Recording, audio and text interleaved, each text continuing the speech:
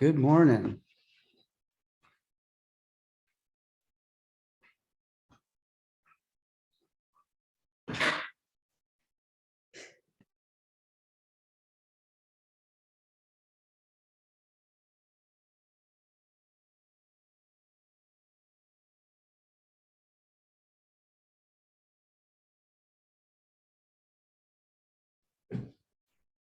Good to see you guys. Thanks for joining us this morning.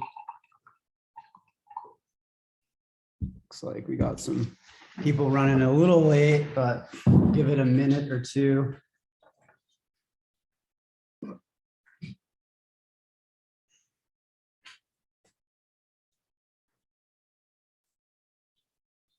Good morning, Sarah. Morning. Love Virginia's picture of her dog. It's so cute. It brings me so much joy. It's got such a big smile. That is nice. I was just thinking that if you guys weren't at work and you could turn your cameras on, we would certainly appreciate that, because at least for me, I often feel like I'm speaking into the void here. Would love to see your faces. Do what you're comfortable with. Like, I totally get it. If you're like, I don't know, there's children creating wreckage, there's pets creating wreckage. You've got a pet creating wreckage as you do usual. Yeah, She Bowie. is very upset about our community calls. She has like huge Zoom FOMO and like can't handle James's camera faces his boss's office. It's incredible. James, you're such a baller for being like so consistent in really all things, but especially in community participation. Yeah, James, you're always here. Yeah. Also, James leads injury runner calls, which is a huge asset if you're an athlete who's got an injury. Yeah. And like, also, I'll just like huge like kudos calls to James for just being an all around like life baller. He, like, whenever I have an athlete that's super struggling and I feel like I am ill-equipped sometimes to like be that, like, I think sometimes when you're injured, the most annoying thing ever is like, here's your super cheerful coach coming in hot to give you support that might feel inauthentic. James is like actually a really great person to connect with outside of calls, and I've always set people up with him over email if they need extra, just someone to talk to. Hopefully James is still pretty okay with that, but he is like actually moving into coaching himself, and he's someone that I feel really confident. Oh, that's awesome. Yeah. Great he's news. He's a fast road guy, and he's someone I always feel really confident connecting, any level of athlete to, in terms of like, hey, I'm looking for someone who like has walked the walk of long-term injury. Yeah. And like, I'm tired of Zoe sending a barrage of unicorn emojis whenever I say I feel sad. It's not always the most helpful, I guess. Well, cool.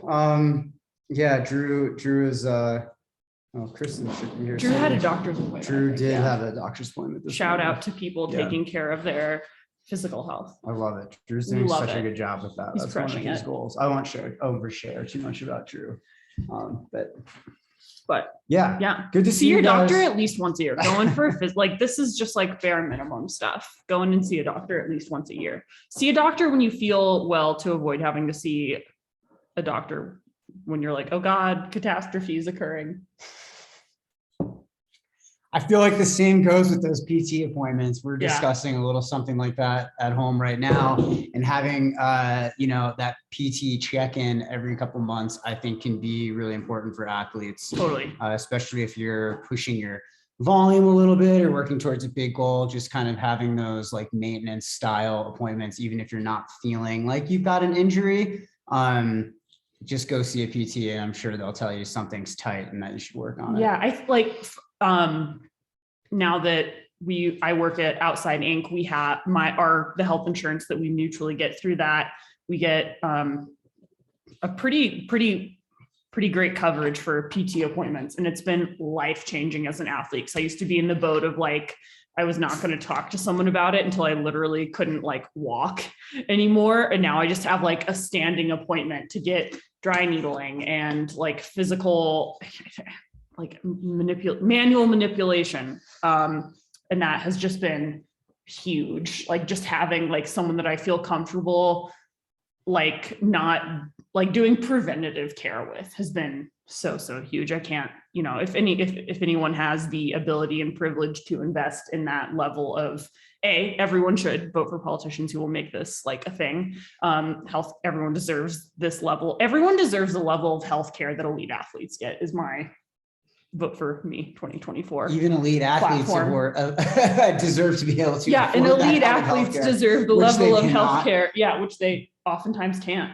Yeah, I went for a long time without health insurance as a professional skier, which was a very risky endeavor. Oh, it just like those times. Explodes my brain.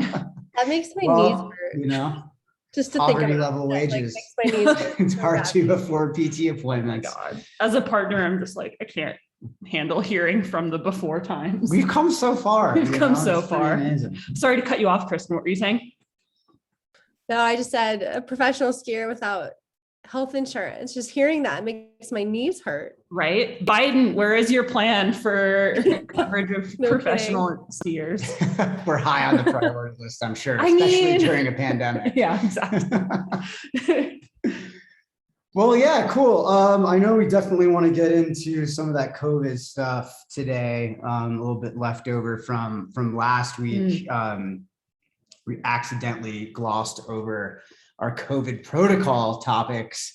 But yeah, I like to always start these kind of calls off with just like kind of like general chatter and wellness kind of stuff that we were just talking about before regarding like the PT and things like that. I think it's all probably as important as anything else. You mentioned the regular doctor's appointments and maybe trying to get blood work, a couple times a year as well, establish some baselines there, just make sure everything is looking good. I've had a number of athletes do inside tracker tests lately and have seen some really, really great positive results. I just did pretty awesome. I just got my results. And the last test I did was like from a couple years ago before I started working at Trail Runner. And I was actually super psyched that basically all of my biomarkers have gone up because of like a variety of super boring long-term health decisions I've made. And not just health decisions, right? Like, remember we talked about this a little bit on last week's call, but we health and lifestyle hard to like build those habits. Yeah, definitely. That make a big difference. Yeah. Like having higher iron levels. Alcohol reduction. I mean, my iron has trended upwards, but it's still like the number one thing that I'm like, dear God, that's something I've been really super intentional about in terms of like supplementing. And like Kylie basically gave me a checklist of like things to do. And I've been following all of them. And like the line is like, it's definitely up, but I'm like, oh, it's going to take like 5 years to get it where I really want it to be. I think, it's good to recognize that these things take small daily steps in order to make a difference. And that trend over time. Well, I mean, and like the good news is that like the line is still trending upwards, but if you like graphed it against my like overall increase in like volume, I think it speaks, if I had held my volume the same and was doing all the iron things, I'm sure it would have like shot up, but I've like dramatically increased volume over the past 3 years because I've been, all my other biomarkers have been pretty healthy. So I think I'll still take it as a small win that it's gone upwards. Yeah, that's and great. Hopefully Kylie's not just like silently screaming. I'm sure she'll give us her opinion. I hope everyone has the same like level of like morning sweats is like, I'm going to say things while my nutritionist is on a call with me. That's when I just defer to keeping my mouth shut. Yeah. Then I'll later accountability. Yeah. Yeah. We already talked about it on a run. She already got the download. Also, pro tip, have like a standing weekly run with your nutritionist. Yeah. Talk about all your things. Or a weekly hike with your therapist, like Sarah. Yeah. Dang. I wish I could go on a weekly hike with my therapist, but ethically probably not a great idea to both employ and coach your therapist. No, we would not recommend that. Would not recommend. Although if Sarah wasn't working with us, I'd be all in. Oh, totally. Like there's part of me that's like, man, in a parallel universe where she's not my friend, colleague, and athlete, she would 100% be my therapist. Yeah. Well, awesome. So at least for me as a coach, it's been a really big week. We've had a lot of athletes get COVID this week, and at the tail end of last week, I think also a lot of athletes are stepping up using BetterHelp and Bigger Than the Trail resources for a little bit of, I would say, extra support during a really challenging time. Also, plug for another, we don't get money from these places like BT Dubs, but like I use Talkspace, which is like text-based therapy, which I found super helpful because I noticed, like with my coach who I love and is great and gives me a high level of support, there were a lot of things that I was like putting in the log and I was like, honestly, this would just be better to be doing this like in therapy. Like I like this format. I feel really comfortable writing things down. I was having some like in previous therapies, like sometimes it was just hard to like make space for like having an hour a week. And I felt like I was constantly having to finagle it in my schedule. And so I started using text-based therapy, like not on my phone, because I literally like can't even write that much on a phone. But that's a service that I've found super useful. If you're someone who's like, wow, I would really love to have a specific space where I can like write and then have like someone who is licensed to respond. Highly recommend Talkspace. Another thing that is subsidized by many insurances. So check it out. That's an awesome resource. I know you've been getting a lot out of that. Yeah. I don't know. I've just been really excited to see my athletes getting vulnerable with that kind of stuff and starting to really take their own personal kind of wellness journeys into their own hands rather than, maybe continue to lean on some habits that weren't as serving. And I think there's nothing like getting into kind of the meat of a new year to really start to like, make those changes. Yeah. And again, I would just say like, let's refer back to last week's call on building sticky habits. It's really a lot of small steps that kind of add up to those kind of, I think, bigger decisions, especially when an athlete decides to bring somebody else into their corner for support or work with a PT or finally go see their doctor or finally get blood work. Usually that's not the product of an epiphany, but the product of a lot of back and forth talk with the coach or family or loved ones or whoever is kind of gently pointing somebody in a certain direction. It really takes time. So if you're somebody who's kind of on the fence still about any number of those things, that's fine. That's totally cool. You might end up getting where you need to be. And sometimes it takes some people just a little bit longer. I wonder, I often want to include more of your guys' thoughts in these calls. So if any of you guys are kind of like, I don't know, you've made a big change or you're working on developing a new habit, particularly if it's kind of like in the wellness area, it doesn't necessarily have to be running. I know everybody's trying to do more strength this year, but I'd love to hear from one of you guys if you're developing like a new meditation routine or trying to work on mindfulness, or if you're using a cast iron skillet to make your tofu like we do to get extra iron.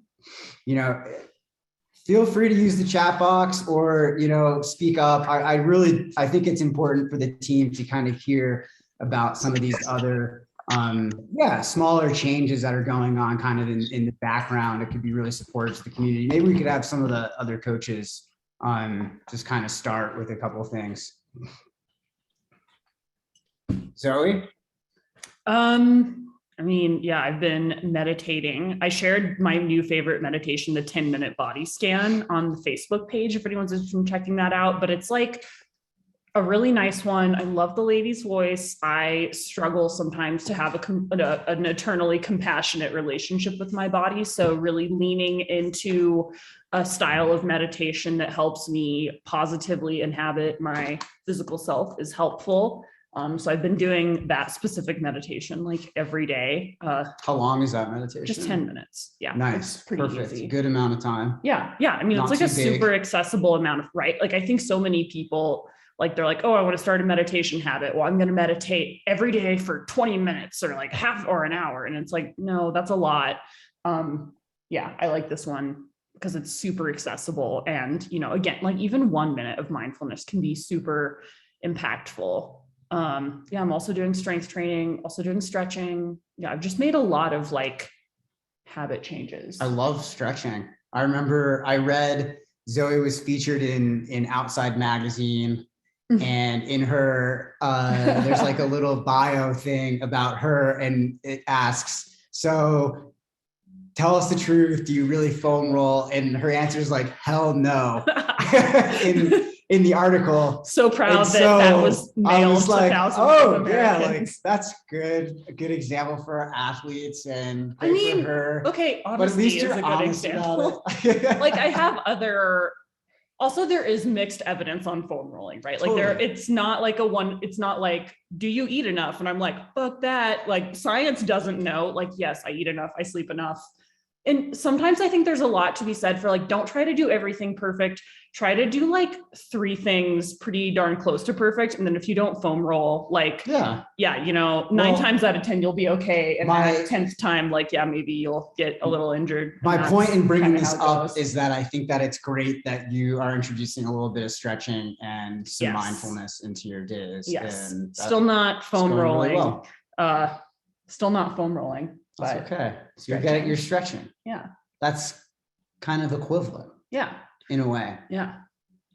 And you're using those pants. Yeah, You we gave us got some shout pants. out to Coach Drew, who gave us again something that has a lot of mixed evidence behind it. The Normatek pants, which again, there's like actually, I mean, it's not even mixed evidence. There's literally no studies that show that it mechanically produces any kind of recovery benefit. But as someone who actually struggles to sit, being in a contraption that forces you to sit has that benefit for someone who's like like struggles with sitting and not doing things. So yeah, awesome. Yeah, Sarah, I know you might have to jet soon, but I'd love if you've got like 1 or 2 things that you're working on changing up or building a new routine, if you wanted to share. Sure. So Zoe wrote an article for Trail Runner in November about the Race and Grayson log. And I bought it and I just got it, and it has a habit tracker thing in it. So I am like all about this. And so I've added a bunch of habits, and it's like, right, not all of them are sticking because I probably added too much at once, which I totally get, but it's really reaffirming to like look down and see all my checks on the things that I am sticking with. So one of those is foam rolling. So my kids like to watch TV in the morning, and I do not like to watch TV, but they like me to be there with them.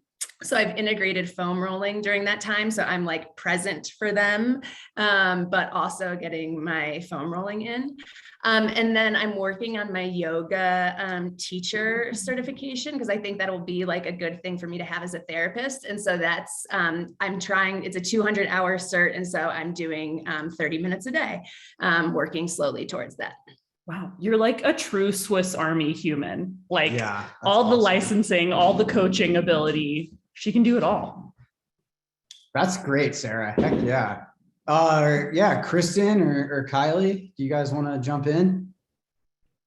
Yeah, I'm a little squeaky today, but let's see. We started doing meditation like 2 years ago and started with 10 minutes.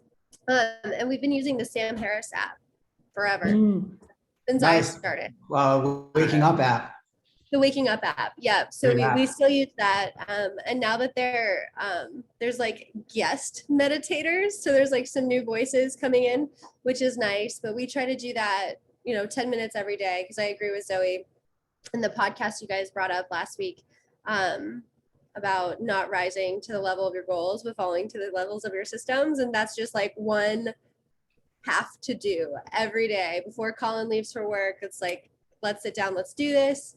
I also have a similar, it's not the Racing Grayson journal thing that Sarah was talking about, but I do have a list of things that I want to get done every day. And I'm very much a gold star person. So if I can like star something, I get really excited to like just have it done, and then it's like on to the next thing. So on that list, there's everything from meditate, run, get out with Avalanche for at least an hour every day, read for 30 minutes, and foam rolling / theragunning is definitely on there.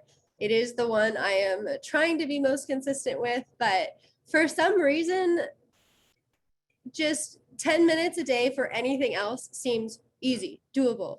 but 10 minutes a day of foam rolling, it's the longest 10 minutes of my Oh my life. God. Yeah. So I would like to get more consistent with that. But there are plenty of other things on there as well. I've been doing strength training pretty consistently with a friend from Boulder for a couple of years now, and it's not always consistent based on health, but just doing what you can and trying to maintain some sort of normalcy. And like, it's not about being super intense 2 or 3 times a week. It's like, just be consistent, do what you can. If you can't, I have COVID right now. So it's like, I can't do much this week. So next week, I'm not going to quadruple my load. So that did not That's come very out the right wise. way. You heard it here first, folks. Next week would not be the week to get a new puppy. Definitely not. Pro tip, don't like start a brand new strength training regimen after having COVID. Well, I'm sorry that you're feeling Yeah, how are you sick, how are Christian. you how are you feeling? Sounds like you have some light symptoms going on. They're getting better. I started experiencing symptoms on Sunday after spending the weekend with my sister's kids. Mm. And Monday was a national holiday that I was really excited about, but I didn't see the light of day. I was all the symptoms. It was really bad. And then Colin started getting symptoms as well. So we got tested, and sure enough. Oh man, so sorry. Yeah. So sorry, sending hugs. Yeah, But yay, it- rest. But yay, rest. Yeah, it's tough. Yeah, you're not the only person on the call right now who's kind of going through something similar. So yes, hi Zena. I didn't want to call you out, but since you waved, we're sending you lots of love as well. Oh, Zena, I'm sorry. Yeah, a couple of my athletes had it this week too, and we were all just dropping like flies. I was like, what is it was a full moon. There was all sorts of stuff in the air. Like, what is happening? So I'm glad everyone's okay-ish. Yeah. Kylie, what are you working on? Any new habits, new routines? Yeah, I was actually talking to Zoe about this last week. One of them is I always would like have a casual like glass of wine when cooking dinner and things. And now I'm trying to switch to like a mocktail or the Athletic Brewing NA beers. And those at least like Monday through Friday, and those have been super great. And you're getting your hydration as well, and it's not impacting sleep. So I've been doing that and have noticed a big difference in like sleep quality for sure. And then something that I've worked on integrating since last year, I work hard with a strength coach since last year because of my injury stuff. And I've started trying to integrate like build on time to my actual like prescribed run so that I have time to do like a pre-run like routine and then go on my run because I found if I didn't do that I was more likely to kind of maybe not do the warm-up type routine stuff. So thinking about schedule wise, like building that in to the schedule. And then trying to think, this is something I work on habit building with my nutrition athletes, with my run coach athletes. So it's something I feel like every day I'm interacting with. And I typically just some tips like suggest no more than 3 goals at a time per week. I think I talked about this last week where your percentage of actual probability of achievement goes down even after 1 goal significantly. So really trying to think about that when you're setting your goals for your habits, and then also making them realistic. So if you think about your goal on a scale of 1 to 10, if you're not at an 8 when you're on that scale of 1 to 10, then the goal is probably unrealistic for you at this time. So try to make it easier so that you can be between an 8 and a 10. And then once you achieve that, then you can get the momentum going and kind of keep going from there. So I try to ask my athletes, like, on a scale 1 to 10, is this achievable? Like, what would you rate it? And then before we actually set the goal. And then something I always do, kind of similar to Kristen, and sounds like Sarah as well, I do a daily, like, I call it my MIT list, my most important task list. And so I put like the top things that need to get done that day on I have like a weekly calendar type thing, and then I'll try and check those things off for the day, and it just gives me some things to strive towards. So those are just a couple of things, but so many, like, again, my business is like built off of habit building. So I work with athletes all the time on it. Yeah, I think those insights are just like really important. I'm definitely going to have refer athletes back to this part of the call so they can kind of listen into those tips, and also to last week's where you discussed some of those things as well. But, you know, one thing that kind of stood out to me in what you just said, and we actually didn't really mention last week, and Karina, she mentioned it in the chat box, which I really like it when you guys comment and stuff in there, adds so much to the call. But Karina mentions, you know, marrying a new behavior to an existing strong habit. And that's exactly what you're doing when you are lumping in your strength and mobility work into your allotted time for running. I think that that's really key. One of the reasons some of my athletes, especially when they first start working with me, I'll direct them to do something like speed legs or mountain legs or core work, and I'll prompt them to do it directly after the run and use that very specific language, because I've found that combination, taking something new and adding it into something that already exists, is a really great way of creating a strong new habit.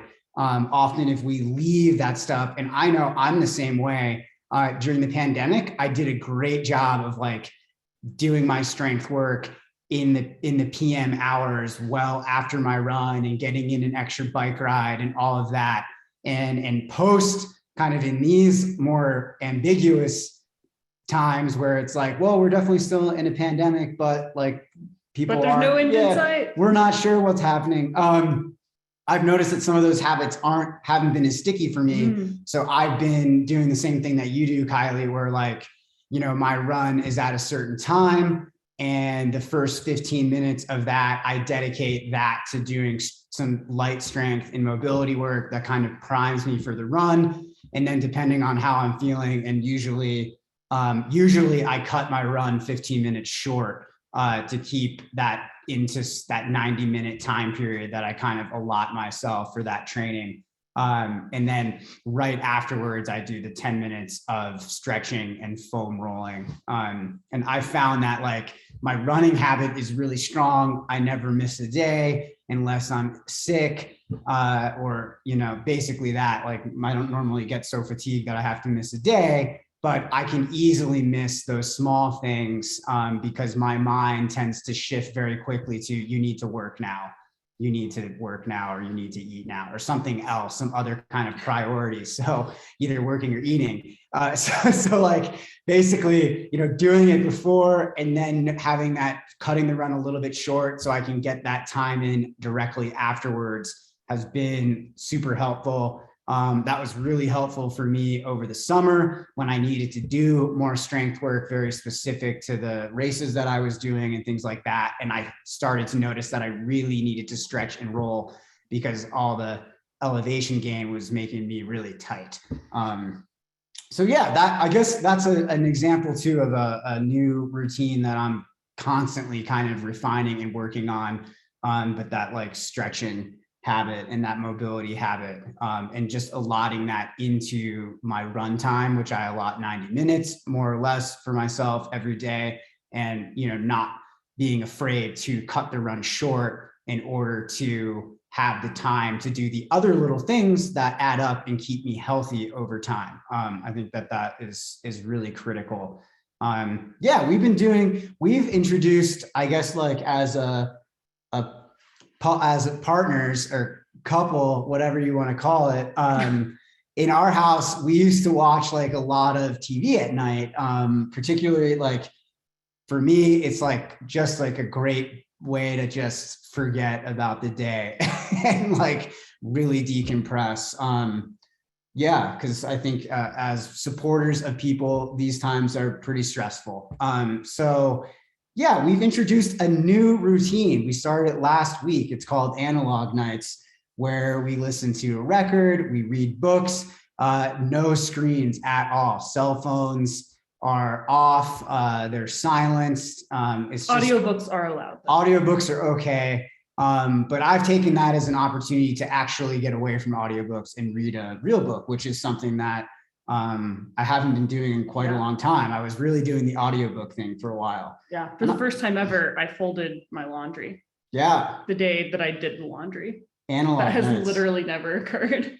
And we're just doing it, once a week, starting really small or twice a week.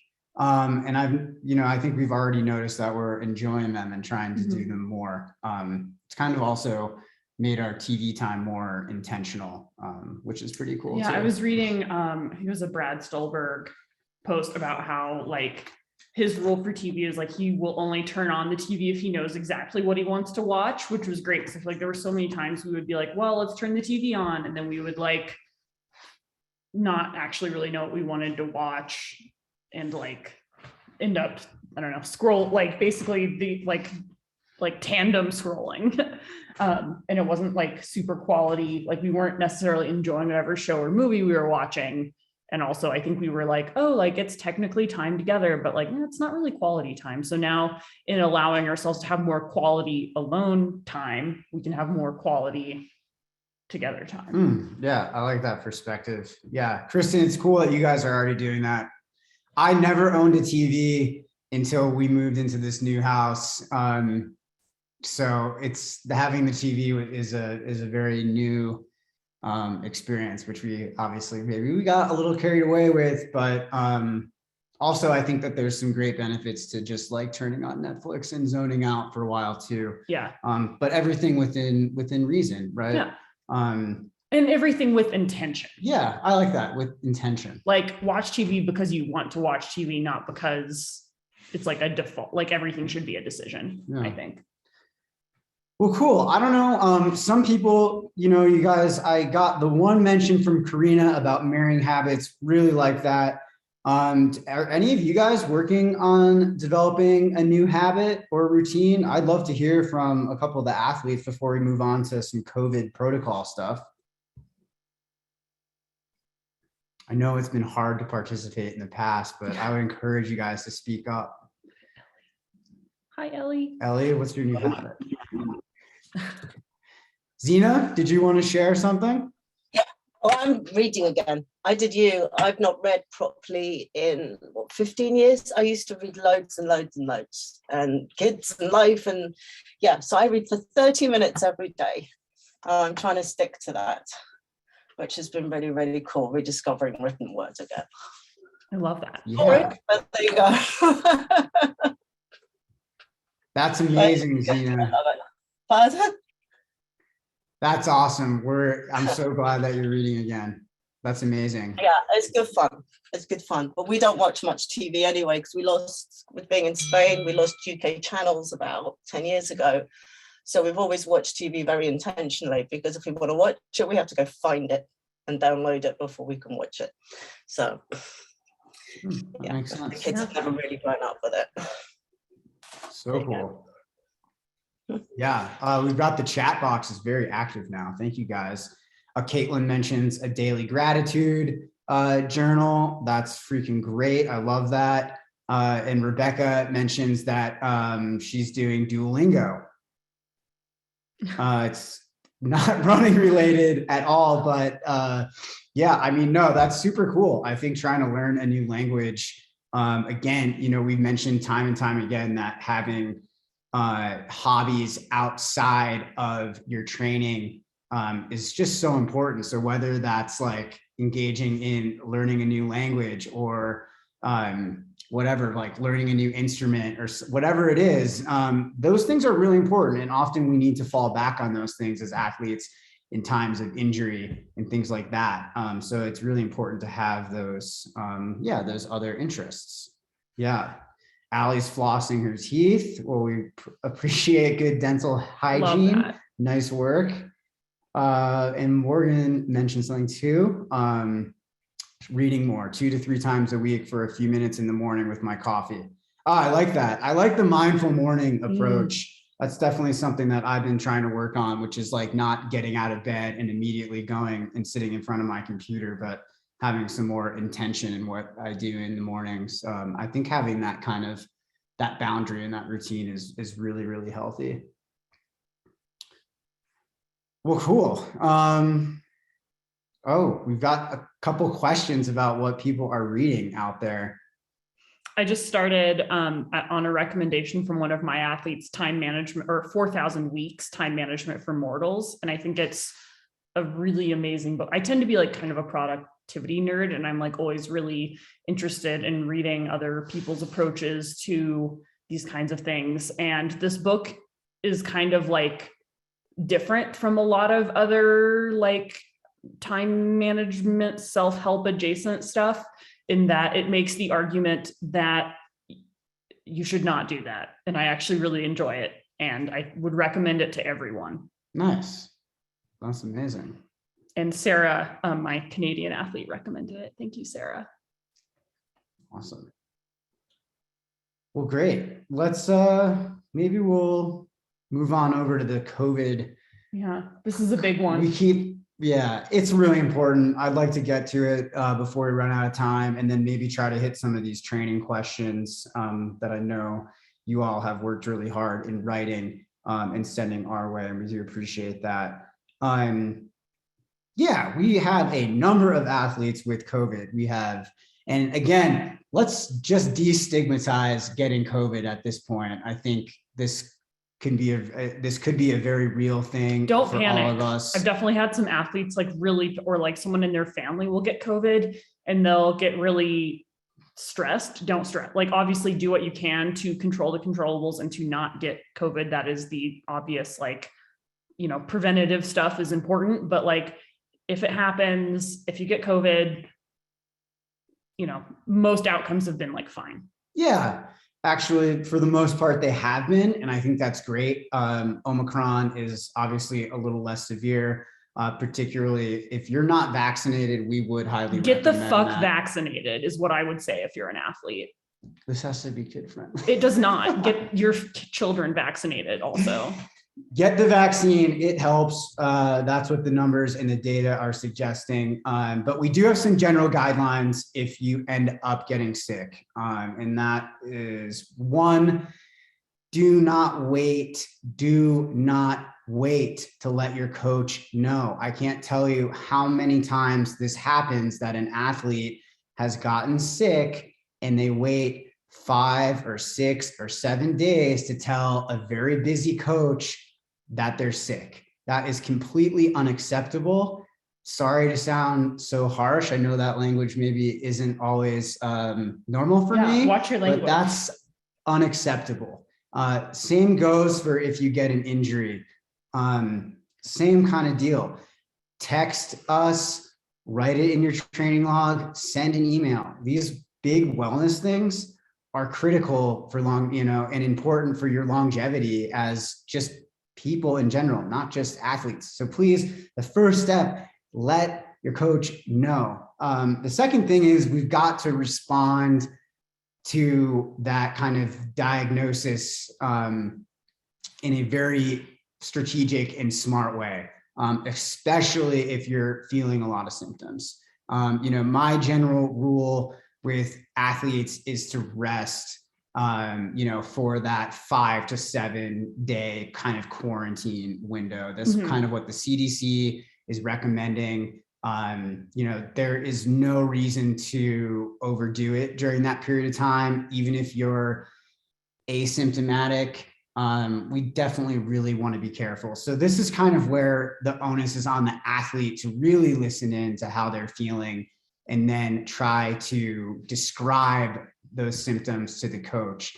if you've got a little bit of a headache, you're not feeling very fatigued, maybe you only need a couple days of rest, and then we can try to do some runs and see how you respond. And those runs are going to be at like 50% reduced volume. They're going to be significantly lower in intensity and in volume because you're sick. And we have seen and we've heard athletes who get sick have some cardiac or respiratory issues afterwards. So we do want to take these things seriously.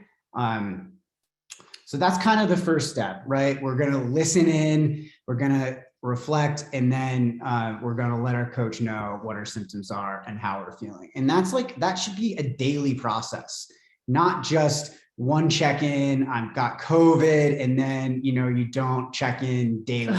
I think I've seen a lot of or I just like won't hear from someone for like 8 days, and then they'll check and they'll be like, sorry, I didn't check in, I got COVID. And I'm like, that is the exact reason you should have checked in.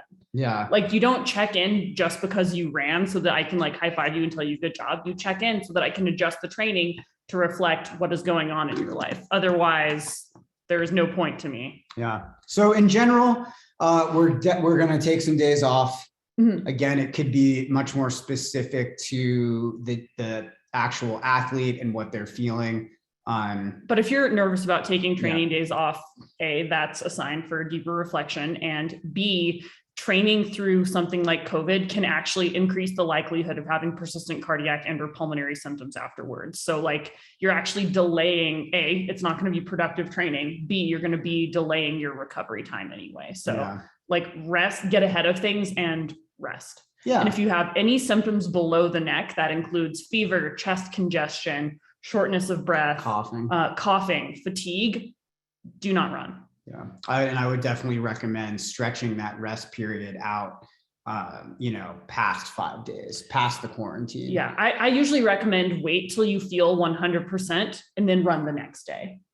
And then wait one more day and then run. 2 days at 100% and then run again. Sure. Yeah. Yeah. Just because when we all know this as athletes at this point, running is stressful, it can suppress your immune system. So if you're feeling so-so and then you train, that can make the symptoms much, much worse. So we really want to be cautious in those situations. And because you have reduced like capacity, your training is going to be less productive. Yeah. So totally. don't make your body multitask. Heal from COVID, then train. So the comeback, kind of once you've reached that place where maybe the symptoms are above the neck, you're starting to feel more energetic again. Fatigue isn't really an issue throughout the day. Is we're probably going to start at 50% of the volume that you're at before, and then see how you respond to that, and week by week, 10% at a time, more or less, gradually guide you back to running at your normal capacity. And that could always depend on, how much time you missed and how you're feeling, as you come back. I know for a lot of athletes, when you get sick and then you start to reintroduce running again, it can be really tiring. For me, when I got sick over the holidays, I had to take afternoon naps like every day for 7 days straight because I couldn't make it through the day. I was so tired. And so those are great signs that you don't need to add additional training stress in those moments. Those are important facts that you need to reiterate to your coach so they make sure that they can appropriately program you. So again, like if you don't tell the coach what you're feeling, the coach doesn't have any information then to go on, and so is making guesses as to what kind of training to give you. So the specifics, especially around fatigue and those symptoms, very, very important. Again, I want to reiterate that this is something that, we all may end up getting at some point, especially with the Omicron variant, how easily transferable it is. And so this is just like going to be a normal part of our athletic lives at this point. So just knowing how to respond to that in a way that's self-supporting is really important. There's no rush to get back to things. And this is particularly important. Kristen, you mentioned it a minute ago, but I think you sent that directly to me. I have athletes, and it sounds like Kristen does too, that have COVID now and are racing in a few weeks. And that is a really kind of stressful situation, right? Because there is the very intense realization that I'm sick, but I have a goal that's important to me coming up. And so I need to get better as quickly as I can so I can get back on my training and do this race.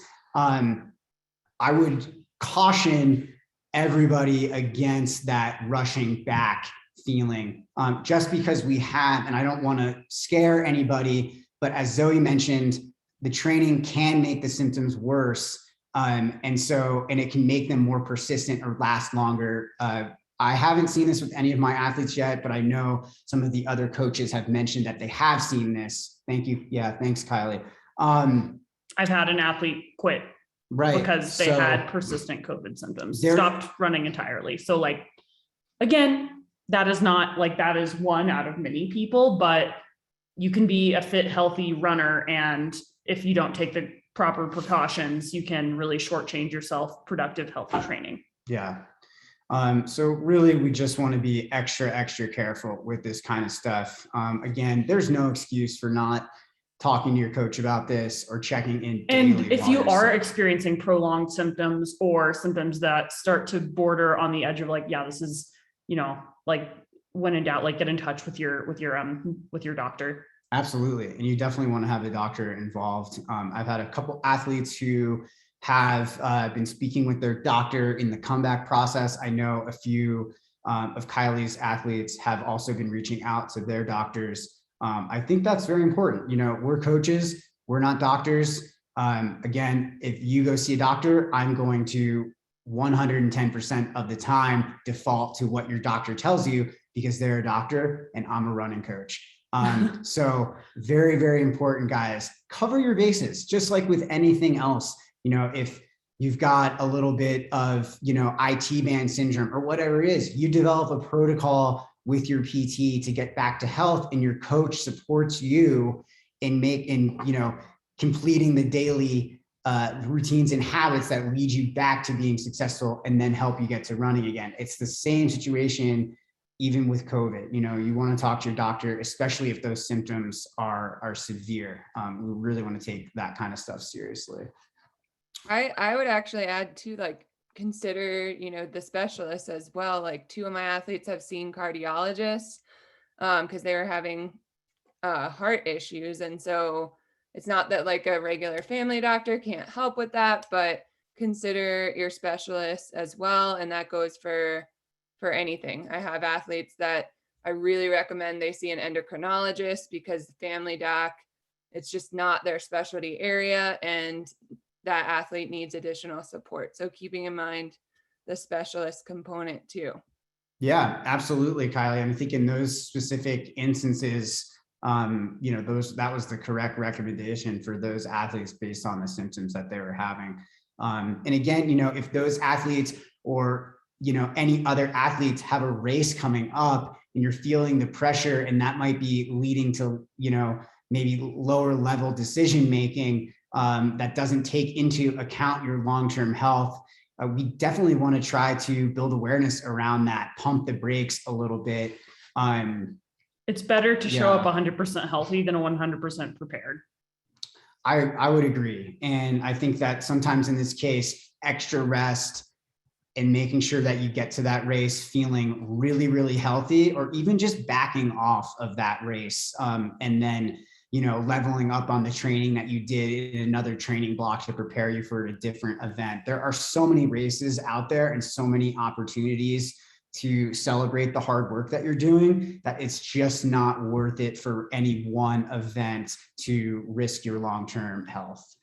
And I will try to direct my athletes to reach those decisions internally for themselves without telling them what to do. And so, maybe use some of this messaging to inform yourselves. I don't try to be But if that the direct, phrase but I persistent cardiac symptoms doesn't dissuade you from doing too much, then I don't know what will. might.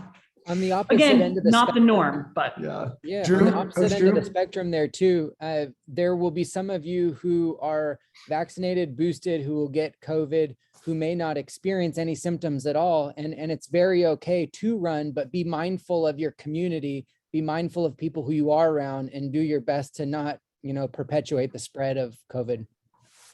Yeah, thank you. I think making sure, if you are one of those athletes who is asymptomatic, you've taken a couple of days off, you feel completely fine, and you want to get out and run, I would encourage you to do that. We're going to reduce the volume a little bit because we don't want to create a situation where we do elicit symptoms as a result of the training. But you are possibly contagious. I know a lot of people in the winter when they run, they can get a cough afterwards because of the cold air going into their lungs, or sometimes even during the run. So you have to be mindful, can I run on my treadmill today? Can I run outside where I won't encounter anybody? If you answer yes to those questions, great. But if it's, should I go to the gym to do my run because it's snowing out? The obvious answer to that is no, that's a rest day. Or that's a cross-train day at home, quarantined. So let's please be mindful that Follow this stuff CDC is protocol. contagious. Yeah, At minimum. at minimum. When I got COVID back in November, I was really wiped out, almost 3 full weeks, really wiped out. And the first week I had like a few terrible days, and then I felt a little bit better. So I went for a short 30-minute run, and then 24 hours later was in much worse shape than I had been. And so, I think reframing, like when you get COVID, the why behind that period in your training block is to focus on your health, to recover, and to take care of your body. So when you're trying to make a decision of, should I go for a run today? Thinking about, is this supporting my recovery and my health? Have I given my body enough time to do that? And not thinking about the why behind right now is maximizing my training week. That's not the why behind a week when you have COVID, right? And so I think that really helps, just like reframing what is the purpose of this week and conceptualizing it in your training as like a week to recover and focus on myself. Yes, love that. Wow. Pause, rewind that. That was so good. Thank you, Sarah. I think it's really important to, again, I said pump the brakes, but even further develop an understanding around the purpose behind that training week and your why for that training week. The purpose and the why is to get healthy. This is about your overall health and well-being. This isn't about an upcoming race or staying as on track as possible with your training. The majority of the athletes that we coach, you guys are really consistent runners, and you've afforded yourself many, many extra rest days. And that's why we can take a step back in moments like these and really feel good. Like, hey, I've done all this work, and now my job is to stay healthy and to get healthy. And then from there, I can get back into my routine, and knowing that, and I think it's just so important. And this goes with just general colds and other kinds of illnesses that exist out there right now. And we all kind of forget that you can still get the flu, or you can, and it can't be COVID, and it might not be COVID. You can still get a cold. It might not be COVID. But if you run when you're feeling sick, you might get sicker. And that is because training suppresses your immune system because it releases a lot of cortisol. And so we really need to be careful about the decisions we're making. I know that for myself, it's taken a lot of years to feel comfortable because I'm a very driven person with very defined and established habits. And over time, you make the right decision once, you give yourself the opportunity to do it again, and you started to develop that muscle memory where you're better able to say, okay, I'm going to do less today, or I'm going to rest today entirely. I'm going to respond in a healthy way, in an appropriate way, and a realistic way to how I'm actually feeling, rather than try to force something through so that my training stays as consistent as possible. I know all of you guys who are out there who are going to listen to this call and are listening now are really motivated. That's why you're here. And so probably taking an extra rest day or two challenges some of those systems that you have in place. And so we want to look at that and just say, how are we thinking about these things? What is the intention behind getting out there today? Will this be productive? Will this be productive tomorrow too? And the day after, based on the decisions I make now? And I think that when we're sick, especially with something that can be severe like COVID, we really need to have that long-term vision in mind when we make decisions. You know, if I run today, how might this make me feel tomorrow? Well, cool. Yeah, I mean, I feel like we've really, I hope that makes sense to you guys. If that isn't clear, we've got a few more minutes left in the call. I would be happy to summarize or make this more clear for you all. So you just let me know in the chat box. Eat, sleep, hydrate. Yeah. Again, like right. Like you're feeling bad, focus on sleep, focus on nourishing with really healthy foods and drinks. Make sure you stay hydrated. You know, rest as much as you can, especially if you've got symptoms. What I've seen with my athletes is just the fatigue is just really awful. And that makes sense. Your body is fighting a virus. And so it's using a lot of resources and energy to do that. And that's going to leave you very depleted energetically. And so the response to that is, you know, taking some time out. I would, for those of you who that is challenging because of work and things like that, even if it's past the designated quarantine time and you're still not feeling energetic, I would just do your best to try to convey how you're feeling to your bosses and all of that to take now the more than space that ever, you people need. are a lot more understanding of like, yes, please take time. Please do not come to the office. Please do not, you know, do this stuff if you are not feeling good. Yeah, you would think that, but in my experience working with a lot of people right now, I have actually seen a number of athletes feel really pressured to get back to 100% very quickly. I do, particularly for caregivers. I understand that there is significant pressure, and we're here for you guys. Yeah, totally. If I could, I would pick your kids up at school for all of you if you were sick. I would come make you soup. Well, cool. One thing too, Sarah, I just want to add, like, to think about how this supports you as a runner. When you listen to your body and respond to the cues that it's giving you, like, you're enhancing your interoception, you're enhancing your ability to listen to your body. And when you're running and races and you're training and all that, your body's constantly giving you cues for you to respond to, right? And so when you're sick and you're listening to them, your body's you're trusting your body, and then your body knows that you can respond to cues. And if you continue to do that, you know, we respond to subtle changes in our lives when we're feeling like a little unwell, things like that. Our body doesn't have to scream in these really big ways to get us to slow down and things like that. So it just, anything that we can do that increases the communication that we're having with our body and the way that we respond to those signals is something that carries with us on our runs and in the rest of our life, I think. Wow, that's such a good point. Yeah, it absolutely does. And giving yourself the opportunity to make those decisions and to listen and build that awareness. And to be in dialogue. So important. Yeah. Yeah. And I like that framing as being kind of in dialogue with yourself. And learning to listen and respond appropriately, right? Because sometimes that means like, yeah, you know, you're tired, but like you'll be able to finish this 50-mile race. More times than not, it means you're tired. Don't run today, or like run easier, or like run, you know, like learning how to listen and respond appropriately and like make each thing a discrete decision that's in the same order of magnitude as the signal your body's sending. Yeah. Which doesn't mean like, it usually doesn't mean like 5-alarm all out panic. But if you don't listen for long periods of time, then like, yes, you're going to get that 5-alarm all out panic. The subtle cues often are the most important ones to listen to. Well, thanks, guys. Thanks, everybody, for tuning in. I hope this was helpful. I know that was definitely helpful for me, even just to talk about it to you all.